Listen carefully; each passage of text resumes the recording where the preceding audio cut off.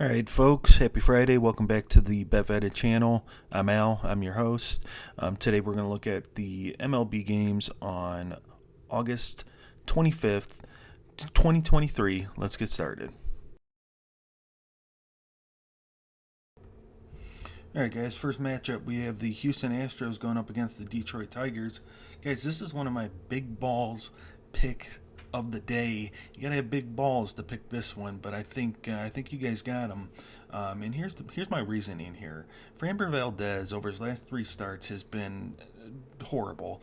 And he's given up a lot of runs, given up home runs, and not striking out guys like how he was earlier in the season. Guys, at plus 150 money, the Houston Astros over the last 10 are 4-6. Detroit Tigers are 5-5. Both of these teams, obviously the Astros are playing for more, but the Tigers are playing for respect at this point and playing for the future. They want to make sure that they go out this season showing that they have potential for next season, which I think they do. I think Matt Manning, over his last two starts, he's only given up 2 runs. He's pitching well. Now, of course, he does have a horrible ERA at home, but if you look at Framber Valdez, guy does not pitch well on the road. He actually gives up a lot more home runs. Now, Detroit hits average against left-handed pitching, but they actually hit good against left-handed pitching at home if you look at their stats over the past month.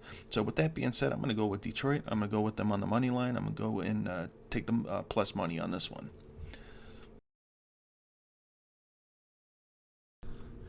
Next up on the MLB slate, we have the New York Yankees going up against the Tampa Bay Rays. I like the Tampa Bay Rays on the money line. I think you're getting a good price for a team that's been pretty hot, especially against right-handed pitching over the past 15 days and over the past month. Zach Eflin's been pitching really well.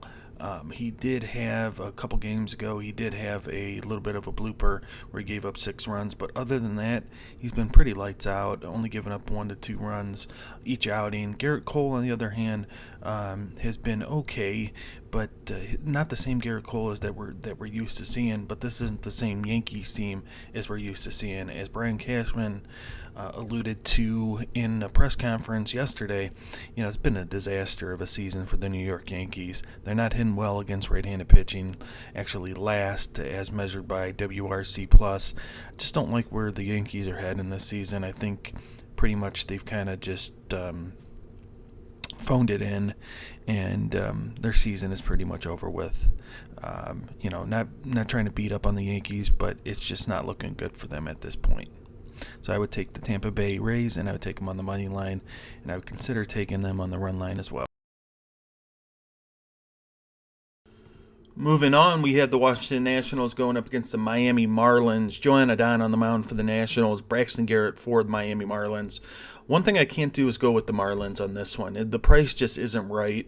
I would do one of two things with this particular selection. I'd either go with the Washington Nationals and roll the dice on them on the money line, or probably the pick that I prefer in terms of risk reward, just to go with the over. I think both of these pitchers are bound to give up at least 3 runs.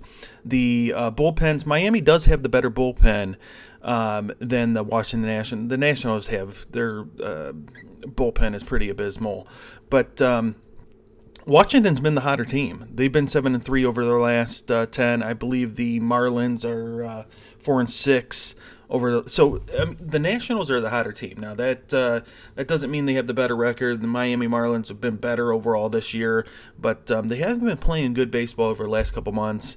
Both of these teams are hitting about the same in terms of WRC plus against left-handed pitching.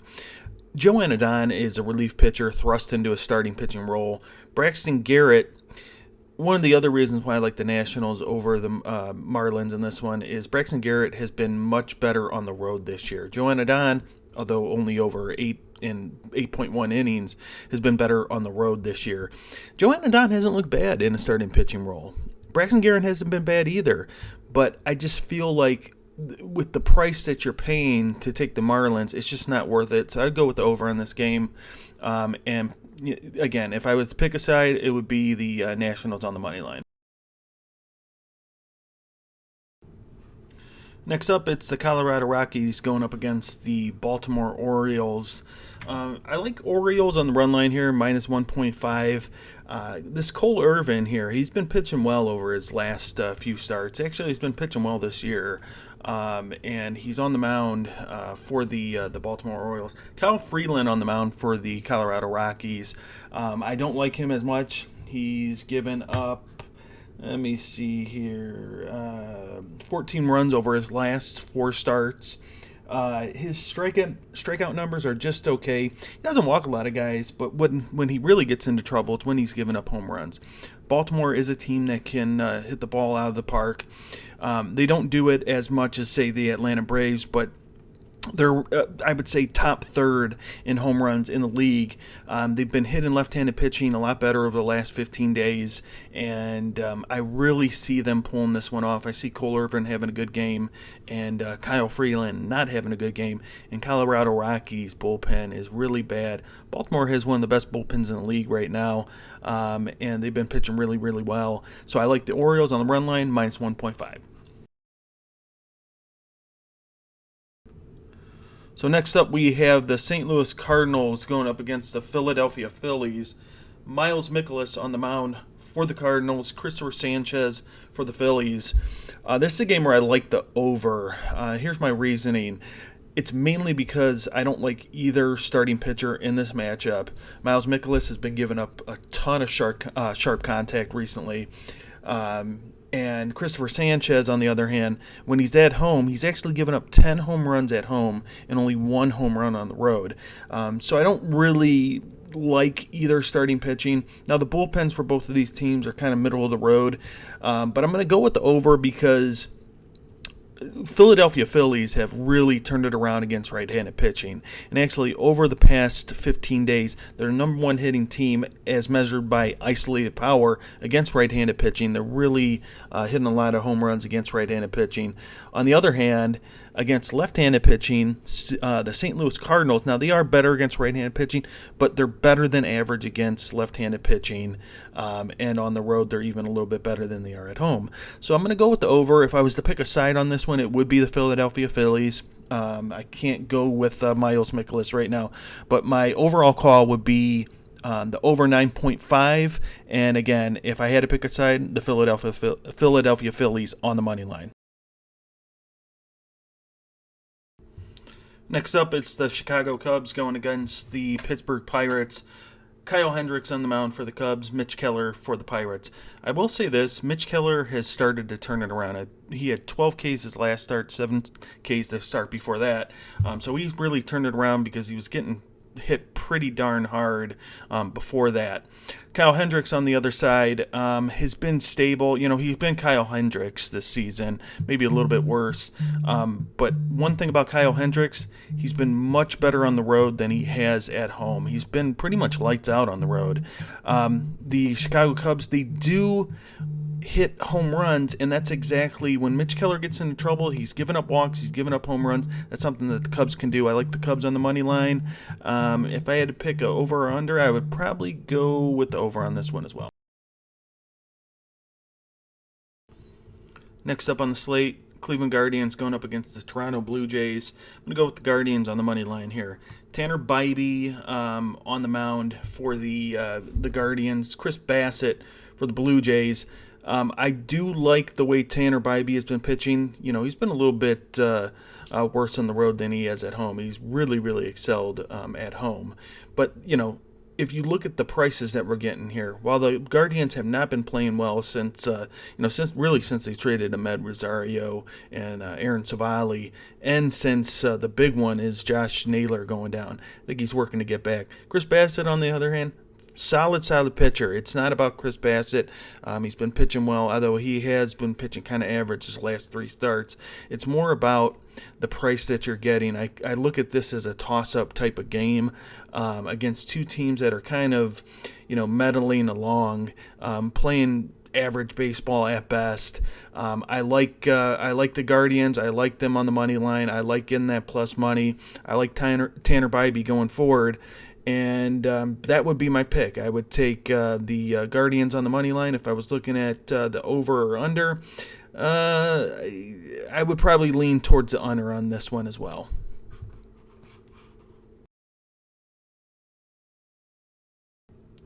Next up, it's the Los Angeles Angels going up against the New York Mets. Patrick Sandoval on the mound for the Angels and Kodai Senga for the Mets. I like the Mets on the money line on this one. Not my favorite pick. Kodai Senga has been pitching pretty good. He does pitch a lot better at home. But just, Patrick Sandoval, on the other hand, is a really good left-handed pitcher. However, I don't like the matchup against the Mets, and for this reason.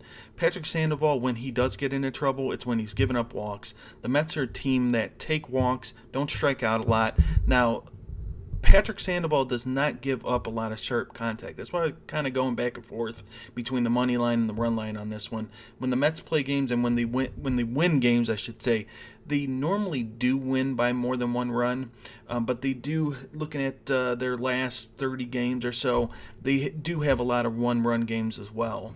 But the majority of them are two-run games. But the reason why I just going with them on the money line is because Patrick Sandoval doesn't give up a lot of hard hits, and what the Mets are hitting good against left-handed pitching, but what they mostly do is hit home runs against left-handed pitching relative to base hits and things of that sort. If you look at their BABIP, it's more towards the bottom half, actually bottom third of the league, but against their isolated power is top third against left-handed pitching over the last month, over the last 15 days. So I would go with the Mets on the money line. Again, not my favorite pick. As far as the over-under, I would go with the under on this one.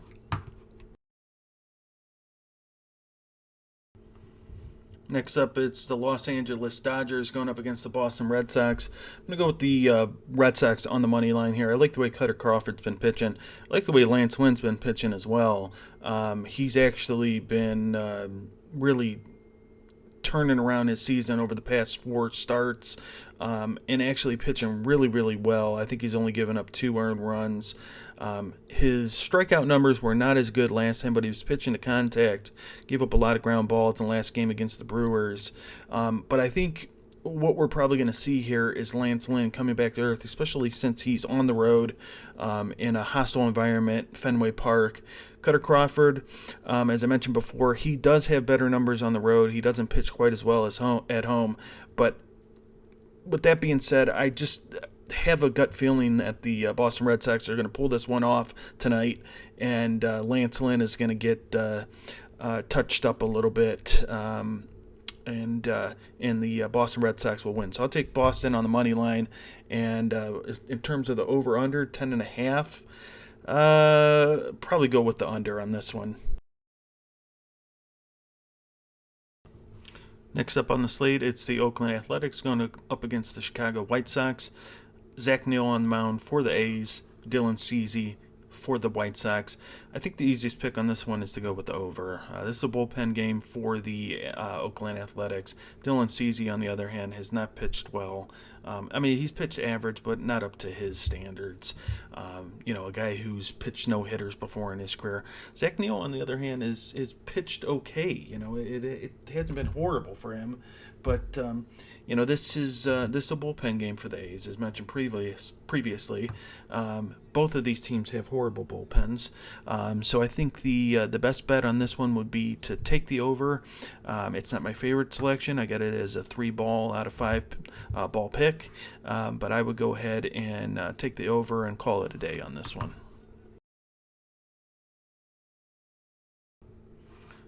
Next up on the slate, San Diego Padres going up against the Milwaukee Brewers. Yu Darvish on the mound for the Padres. Brandon Woodruff for the Brewers. That the Padres are getting plus money says something about this game. It says something about the Brewers and the streak that they've been on. They've been playing really, really well. Whereas the Padres, again, just like the rest of the season, so much talent, so much potential, and so much put to waste, to be quite honest. That lineup, you would think that they'd be just blowing teams out of the park on a daily basis, but that just isn't the case. Yu Darvish, here we go. Here's another guy with a bunch of talent, just pitching kind of average, but giving up 4 runs his last 2 starts. However, I have to go with the Padres getting the plus money on this one with Yu Darvish on the mound. My hope is he bounces back. I'm going to go with the Padres on the money line. In terms of the total, I'm going to look at the over on this one, over 8. But Padres on the money line is my final pick. Next up on the slate, Texas Rangers going up against the Minnesota Twins. Dane Dunning on the mound for the Rangers. Sonny Gray for the Twins. This is a tough pick. I mean, I'm going to go with the Minnesota Twins because I don't like the way the Rangers have been playing. They've been losing a lot of games lately, 2-8 over the last 10. Minnesota playing for a division title, 6-4 over their last 10. Sonny Gray has been consistent all year.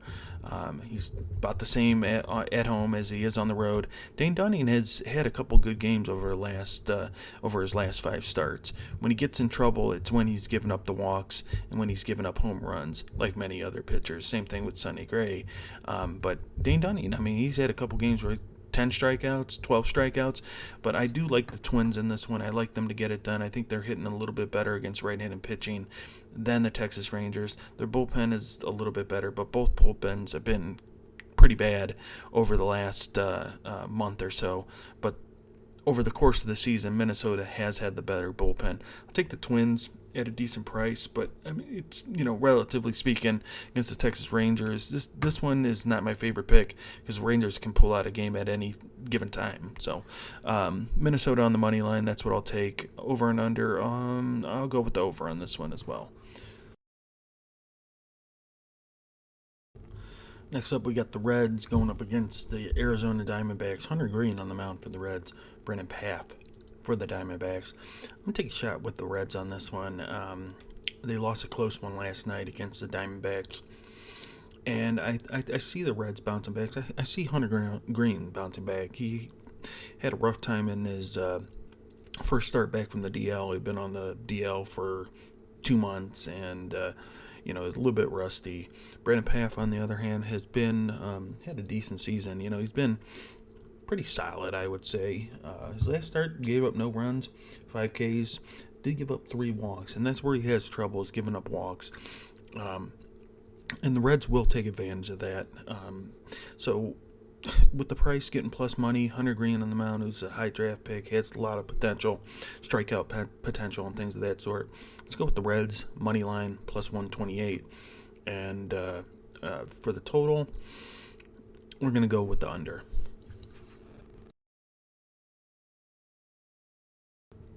Next up, we got the Kansas City Royals going up against the Seattle Mariners. So I'm going to go with the Mariners on the run line, minus 1.5. The Mariners, they lost their last game, but they've been red hot. Best team in baseball, probably over the last month. Brady Singer has really turned around his year. He was getting completely clobbered to start off the year, but he's turned it around pretty much, over the last month to month and a half. Turned around his season. He's pitched much, much better. He's actually been really, really good. Bryce Miller, on the other hand, he's never faced the Royals. So this is the first time that this Royals lineup is facing Bryce Miller. I'm going to go with the Mariners. They're the hot team. I see them bouncing back, and I see them winning by more than 1 run. So 2 or more runs. And that's a risky bet. I mean, Brady Singer, when he gets in trouble, it's when he's giving up home runs. This isn't a home run hitter's ballpark. I just see the Mariners coming through in that, and I see them winning by at least 2 runs. So I go with the Mariners, run line, minus 1.5. Last game of the night, we got the Atlanta Braves going up against the San Francisco Giants. Spencer Strider on the mound for the Braves, Logan Webb for the Giants. This is a matchup or a rematch of a game that was played on the 19th of August, where the Atlanta Braves won 6-5. Excuse me, and Spencer Strider threw 7 scoreless innings. I'm going to take the Braves on the run line. I see them winning this game again. Now, that last game was at Atlanta. This one's in San Francisco. Logan Webb gave up 4 runs, 5 strikeouts, no walks, and a home run. This Atlanta Braves team is just too good against right-handed pitching. Spencer Strider, he's been one of the best pitchers in the major leagues all year. Logan Webb, for in his own right, has been really, really good this year as well. But I just see the Braves. I mean, this team's not slowing down. They're pretty much running away with the NL East, but they're not going to slow down. And I see them pulling away in this game, at least getting a few runs off of Logan Webb. Spencer Strider, I see him pitching similar that he did on the 19th, and the Braves coming away with at least a 2-run victory. So it's going to be Atlanta Braves on the money line, on the run line, and I would also go with the over on this one as well. Well, that's the show, folks. Thanks again for attending. If you can, and I'd be extremely grateful. Please think about subscribing to the channel. I got 1 subscriber, and that's actually me. My other Gmail account, YouTube account. So I need some subscribers. Any love that you can show towards me, I deeply appreciate it. I really, really do appreciate it. So hit that thumbs up and that notification bell, and hopefully we could help make you some money. But we'll see you next time. Have a good one, folks. Good luck.